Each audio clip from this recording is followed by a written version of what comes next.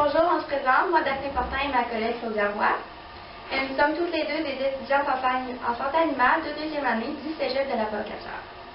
Notre passion étant les animaux, nous avons décidé aujourd'hui de faire une capsule sur un sujet qui nous tient à cœur dans le cadre de notre cours de français. Nous allons donc parler de la maltraitance animale. Ce sujet est malheureusement de plus en plus présent dans le monde. Que cela soit un propriétaire avec son animal de compagnie, dans les refuges, dans les zoos ou tout simplement dans la rue, ce phénomène prend beaucoup de place. Malgré l'instauration d'une nouvelle loi, en 2015, il y aura toujours des gens qui feront exception à la règle. La maltraitance est un sujet assez cru et difficile à en parler, mais il faut maintenant briser les tabous et oser en parler et en discuter avec les autres autour de nous, et afin de faire comprendre aux gens la gravité que leurs actes peuvent avoir comme effet. C'est ce que moi et Claudia Roy tenterons de faire au cours de notre capsule de vidéo qui durera une trentaine de 2 minutes.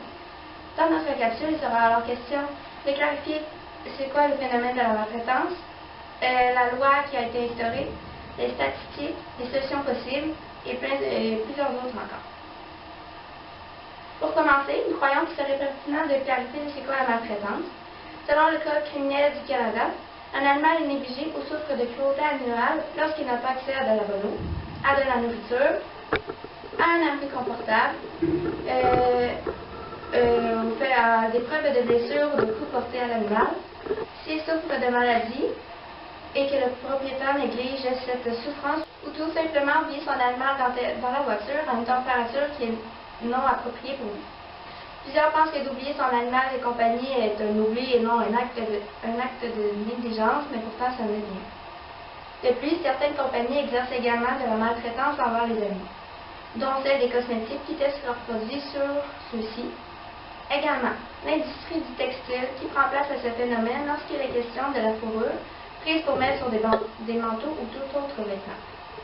Découvrir un animal de sa fourrure est de la négligence. C'est comme si quelqu'un vous enlevait votre peau à nous les humains, ce qui ne se fait pas.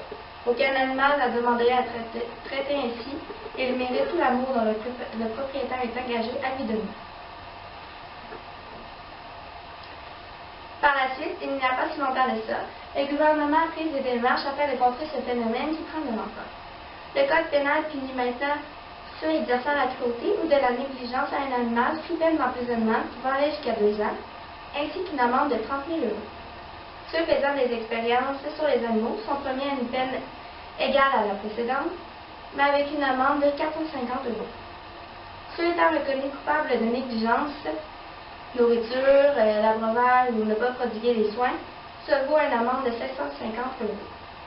Une nouvelle loi est alors entrée en vigueur le 17 février 2015, celle modernisant le statut juridique de l'animal dans le Code civil, qui a enfin reconnu comme un être vivant doué de sensibilité et qui n'est plus considéré comme un bien immeuble. Cette loi maintenant mise en place est un bon pas pour la défense de cette cause. Ensuite, il y a plusieurs solutions face à ce phénomène. Il y a donc plusieurs sites qui existent pour dénoncer les actions de ce genre. Plusieurs associations qui font des programmes de sensibilisation et plusieurs campagnes de sensibilisation également.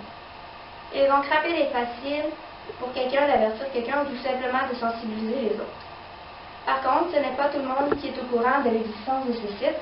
C'est pourquoi il faut s'en parler et faire circuler l'information pour que ça se sache. Il y a bien sûr la SPCA qui est probablement connue par la plupart des gens, mais il y a également aussi Animal Cross qui est un exemple d'association qui répondent aux gens téléphonant pour rapporter un cas de maltraitance. Donc, voici un site qui ayant les renseignements de plusieurs associations pouvant aider les gens.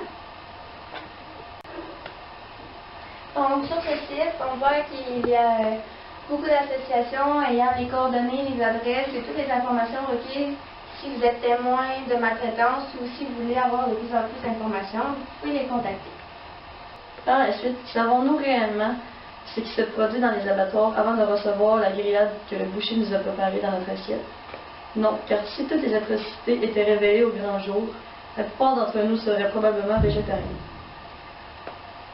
Beaucoup d'associations telles que L214 ou PETA s'efforcent à nous ouvrir les yeux face à ces horreurs produites dans les abattoirs. Malheureusement, les animaux sont apparemment condamnés à terminer dans notre assiette. Et malgré ce fait, on ne leur donne même pas le plaisir de vivre une vie un tant soit peu agréable. Qu'ils aient vécu en élevage industriel ou non, tous les animaux connaissent le même sort à la fin de leur courte vie. Nombreux de ces établissements douteux laissent les animaux dans d'affreuses conditions et les hébergent dans des endroits restreints. Voici quelques statistiques concernant la France que L214 a publiées dernièrement. Sur 46 millions de lapins, 99% sont élevés en batterie de cage.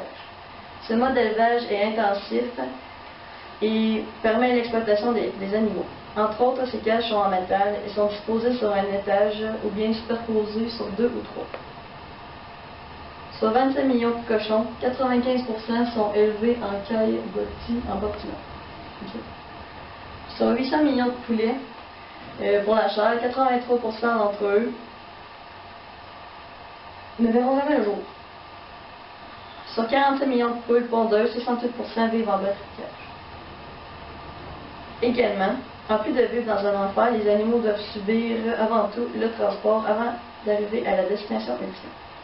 La route vers l'abattoir rend les bêtes très anxieux. Certains vont même y verser leur peau. Également, le transport de bétail apporte de difficiles conditions aux bêtes, soit météorologiques.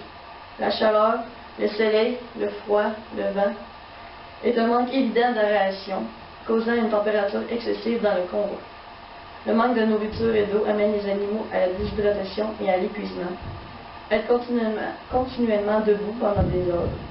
Des blessures causées par des batailles entre les animaux, des bousculades causées par les routes lors du trajet, des nids de poules, la circulation, la vitesse auquel le conducteur peut rouler, ou alors des carrefours gératoires, des glissements, des cognements et des chutes contre le mur du camion ou contre les cages des animaux, qui risquent entre autres de provoquer des hémorragies internes, des blessures ou alors des fractures. L'entassement des animaux peut entraîner des étouffements. Concernant les volailles, elles sont toutes entassées les unes sur les autres, comme celles des bétails. Elles ne peuvent à peine bouger. Les cages sont toutes empilées les unes sur les autres, ce qui réduit ainsi l'aération des volailles au niveau inférieur et augmente les conditions météorologiques des volailles au niveau supérieur. Ces bêtes subissent souvent des blessures aux ailes et aux pattes durant le transport, mais plus particulièrement lors du chargement et du déchargement. Les gens faisant ce travail sont tenus d'attraper et de charger 1000 à 1500 volailles à l'heure. Les animaux sont donc saisis brusquement, sans des délicatesses dans les cages, et doivent endurer tout le trajet avec leur douleur qu'ils ont subi. La quantité de dommages à l'arrivée à l'abattoir est énorme. Maintenant, pour ce qui est des cochons, un camion de bétail peut transporter jusqu'à 230 cochons de taille moyenne. Ces cochons ont seulement 50 cm² d'espace. Avec si peu de possibilités de déplacement, cela crée énormément de stress pour les bêtes et les rendant ainsi agressifs les uns envers les autres. Maintenant, nous allons vous présenter une vidéo concernant justement le transport de bétail vers l'abattoir.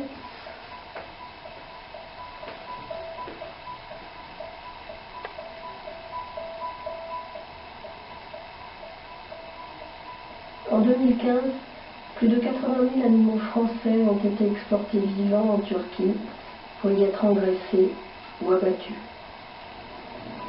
Mais en chemin, ils subissent un traitement et des conditions cruelles, en violation de la réglementation européenne. Un nouveau rapport accablant de Animal Welfare Foundation, Tierschutzbund Zurich et Eyes on Animals révèle la souffrance des animaux d'élevage européens à la frontière turque. Sur une période de 5 ans, les équipes ont inspecté 352 camions bloqués à la frontière, dont 38 transportaient des animaux français en 2015.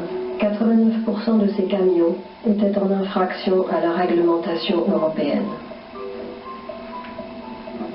Les animaux sont souvent bloqués dans les camions à la frontière pendant plusieurs jours, voire plusieurs semaines. Les conditions sont effroyables. Les animaux sont entassés dans les camions qui se remplissent d'excréments au fur et à mesure des jours, alors que les animaux malades ou blessés sont abandonnés à leur sort sans recevoir de traitement. Même les morts peuvent être laissés dans les camions.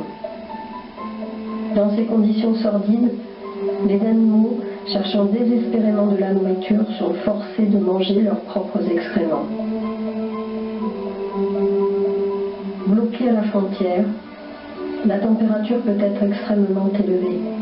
Il n'y a pas d'ombre et le système de ventilation est la plupart du temps inadapté. Les animaux ont souvent peu, voire pas accès à de l'eau et peuvent se déshydrater sévèrement.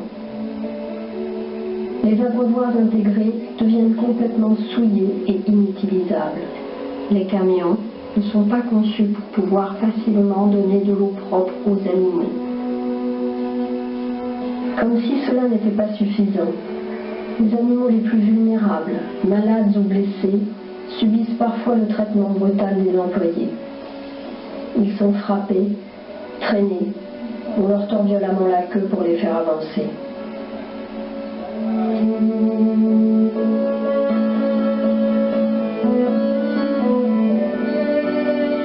La Commission européenne et les autorités françaises connaissent la situation. Mais elles continuent d'approuver les exportations vers la Turquie et ont systématiquement échoué à agir pour arrêter ces souffrances, alors qu'elles en ont le pouvoir.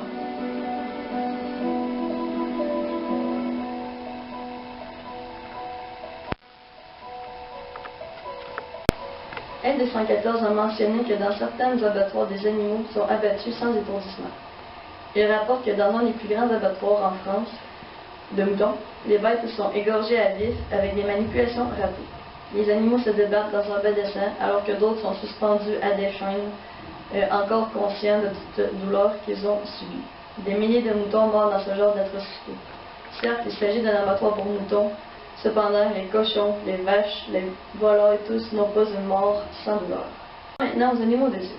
En effet, tout le monde adore visiter les zoos. Mais n'est-ce pas seulement à but lucratif et non pour protéger les animaux en voie de disparition? Les animaux de zoo, une prison malgré eux. À l'état sauvage, les bêtes peuvent parcourir des centaines de kilomètres, voire des milliers, afin de chasser les proies, élever leurs petits, explorer les environs, jouer et avoir des relations avec les animaux de cette atmosphère. Alors que dans les zoos, leur vie se décrit à vivre entre quatre murs. Le manque de stimulation amène les animaux à développer des comportements animaux. Par exemple, tourner en rond, se balancer ou parfois même s'automutiler. On y retrouve aussi des soins honteux dans certains zoos, des animaux gardés dans des enclos dégoûtants, non stimulants, de l'eau imbuvable, et il n'y a aucune ressemblance de la cage à l'environnement auquel l'animal est habitué. Plusieurs cas d'animaux qui tentent de s'échapper de leur cage, par contre avec des conséquences tragiques. Malheureux, ces animaux ne veulent qu'une chose, retourner à l'état sauvage. Les zoos tentent de nous faire croire qu'ils veulent seulement protéger certaines espèces en voie de disparition, mais en fait, les animaux de zoo ne sont pratiquement jamais libérés. La seule façon utile et durable de conserver les animaux en voie de disparition est d'aider à garder leur habitat naturel. Finalement, les zoos sont des entreprises visant à divertir et non à éduquer les gens sur le mode de vie des animaux. Il ne faut qu'apprendre aux gens qu'il est juste d'interférer dans la vie des animaux et de les maintenir en captivité. Là où ils s'ennuient, ils sont à l'étroit et dépourvus de tout contrôle sur leur vie. La seule chose qu'il faut retenir de ce genre d'établissement, c'est la réaction des animaux enfermés voulant retourner à la liberté. Ce genre d'endroit est sans aucun doute divertissant, mais à quel prix? Les animaux ont aussi droit à la liberté et nous ne pouvons leur empêcher ce désir. Ces centres animaliers devraient, selon nous, fermer d'ici quelques années et nous ne sommes pas les seuls à vouloir l'abolition des zoos. Voici un petit témoignage de Damien Aspinall, fils d'un grand propriétaire de zoos britannique. 80% des animaux vivant dans les zoos ne sont pas en voie d'extinction. Il serait souhaitable que d'ici 20 à 30 ans, il n'y ait plus de zoos. Les zoos sont pris au piège car ils ont besoin d'avoir un public, sinon ils font faillite. Et le seul moyen d'attirer les gens est de posséder toute une variété d'animaux. En voilà la preuve que s'il y a autant de différentes espèces dans un zoo, ce n'est certainement pas parce que ces animaux sont tous en voie d'extinction, mais seulement pour faire plus d'argent. Maintenant, les animaux maltraités pour fabriquer des vêtements. Combien connaissez-vous de personnes qui sont vêtues de vêtements à fourrure? Beaucoup. En effet, énormément de gens portent des habits conçus avec de la fourrure animale. Ce que vous ignorez sur ce sujet, c'est que les animaux servant à cette mode souffrent pour que vous vous procurez un manteau ou alors des bottes ou tout autre vêtement conçu avec de la fourrure. Parlons d'abord des fameuses bottes de marque Box. En 2014, l'association PETA avait amené certains faits sur la manière que les moutons étaient traités lors des industries de laine. Des images tournées en caméra cachée démontrent que les tondeurs de moutons faisaient subir des horreurs aux bêtes qui n'étaient loin d'être aptes à la loi sur la maltraitance animale. Les oreilles des agneaux perforées, leur queue était coupée, les mâles sont castrés sans anesthésie, les bêtes sont toutes entassées dans des enclos ridiculement trop petites pour le nombre de bêtes. Ces enclos sont d'ailleurs sans eau ni nourriture et ainsi deviennent incapables de se défendre face aux tondeurs.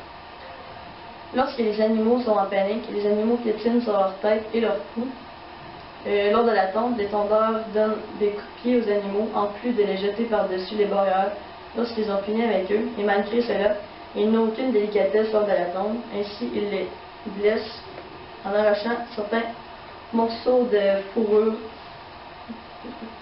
Ils n'ont aucune compassion pour les bêtes, étant donné qu'ils sont payés au volume de moutons et non à l'heure.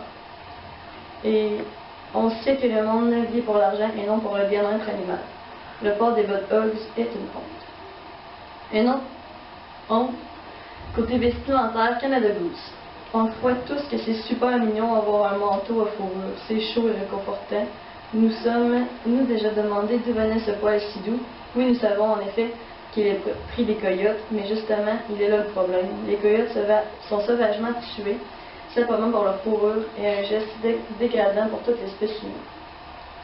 Dans chaque baisse conçue par Canada Goose, il y a souffrance.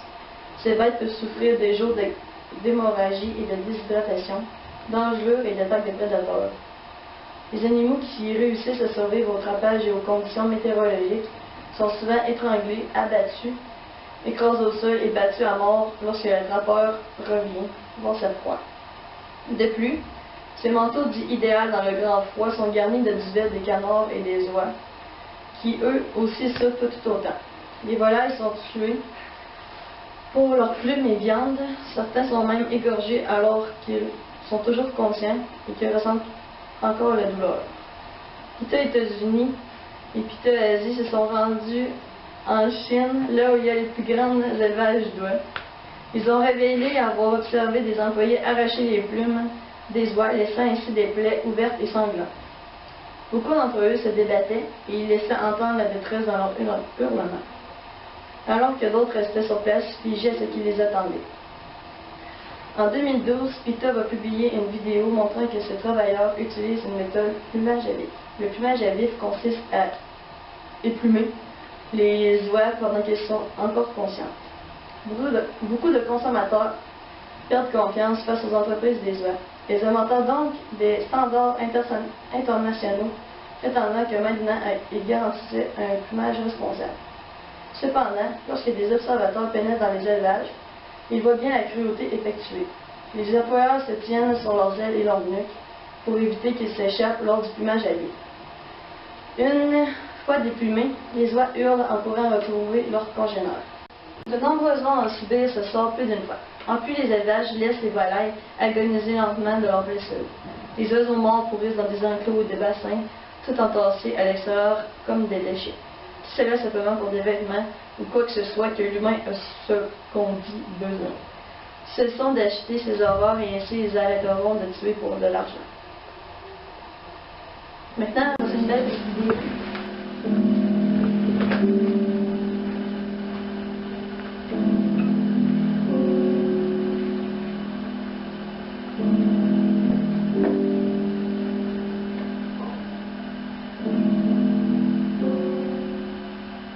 Whether it is the self-absorbed pop star, the designer desperate to be controversial, or the misguided soul seeking a status symbol, this is how the fashion accessory that hangs on their back lived and died.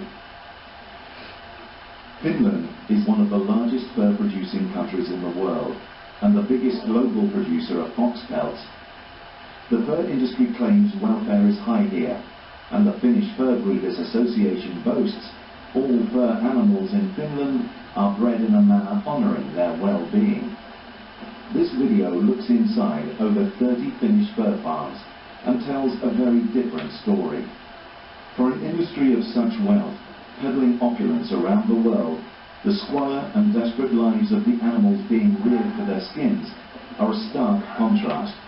The riches of the industry have not trickled down here.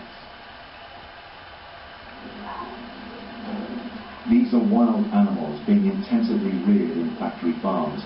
They are captive bred, but it takes thousands of years to domesticate a species and change its nature. These animals have only been selected for the quality of their fur. Like animals in zoos, they retain their natural instincts, their needs, their fears.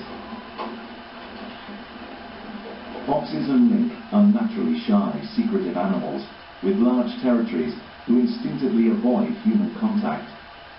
Mink are fiercely territorial, semi-aquatic, and would naturally spend much of their day in water. Their cages on fur farms are small, lack cover to hide, and force them into close proximity with hundreds of other animals and humans. Their life is at odds with their instincts. They live in fear.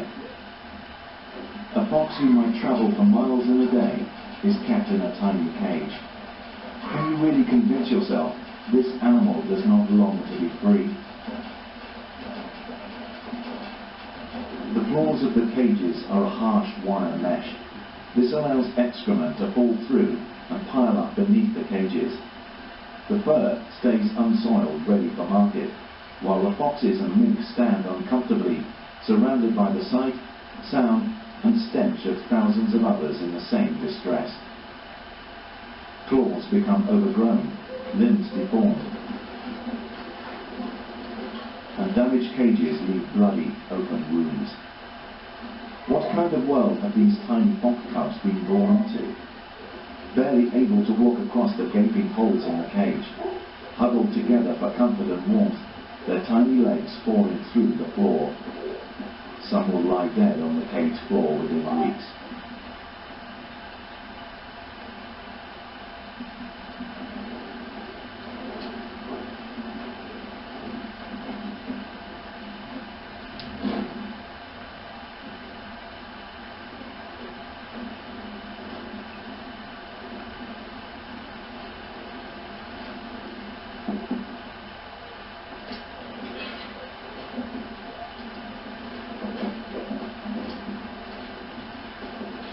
Perhaps the lucky ones die early.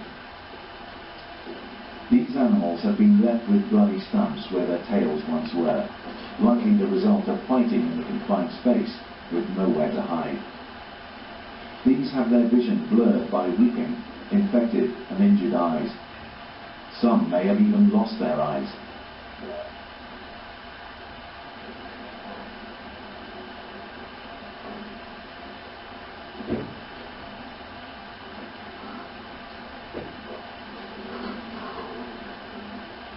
Some animals have been injured for so long that limbs were shriveling away.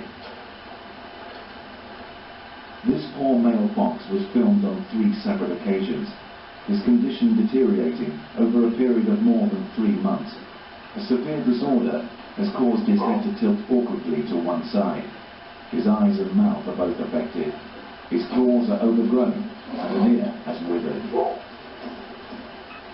This fox, his face cruelly twisted, is suffering from gingival hyperplasia, a condition found in farmed foxes since the 1940s. This causes the gums to severely overgrow. It is a chronic condition, and the fox must have been enduring this for some time. Day after day, for month after month, workers passed by these wretched, broken, suffering animals. Did anybody care? And how long did this filth take to pile up? The frightened and damaged, the wounded,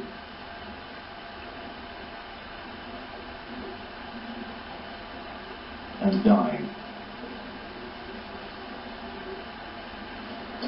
This is the real cost of fur.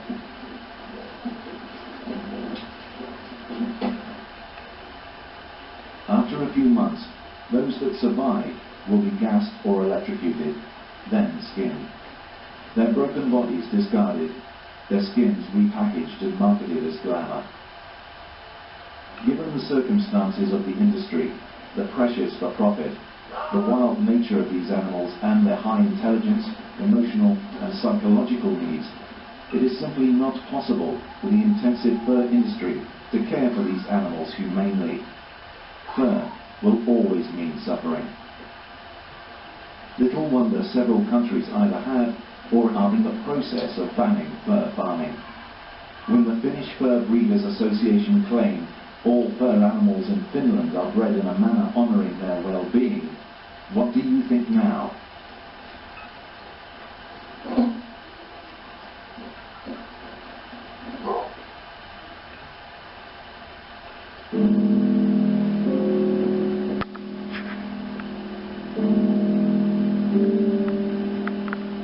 Concernant le parc aquatique de Maryland en Ontario, plusieurs chefs d'accusation ont été portés sur eux. Ils ont été accusés de maltraitance envers les animaux, autant terrestres qu'aquatiques. Ils sont accusés de négligence concernant les soins qui auraient été bénéfiques pour certains animaux, comme la parente ici, qui souffrait d'une excroissance à l'œil. Au lieu d'ignorer les soins qui auraient été bénéfiques pour sa santé, ils ont laissé faire. Également, un ancien employé de Maryland a affirmé que les animaux ne sont pas nourris avant une prestation, afin qu'ils soient affamés et deviennent plus dociles lors des spectacles. À première vue, on pourrait penser que le parc aquatique de Maryland s'occupe à merveille des animaux, ce qui laisse croire lors des visites ou des prestations.